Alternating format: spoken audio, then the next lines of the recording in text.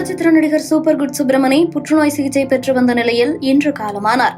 குணச்சித்திர நடிகர் super good Subramani பல்வேறு படங்களில் குணச்சித்திர வேடங்கள் மற்றும் நகைச்சுவை வேடங்களில் நடித்து கவனம் பெற்றவர். 58 வயதாகும் இவருக்கு மனைவி மற்றும் 11ஆம் வகுப்பு படிக்கும் மகளும் 9ஆம் வகுப்பு படிக்கும் மகனும் இருக்கிறார்கள்.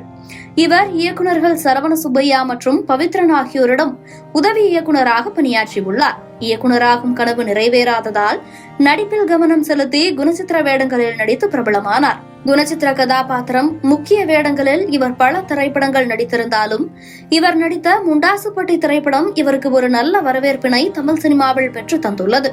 இவர் பரியேறும் பெருமாள், பிசாசு, ஜெய்பீம், கூர்கா, ரஜினி முருகன் உள்ளிட்ட ஏராளமான படங்களில் நடித்துள்ளார்.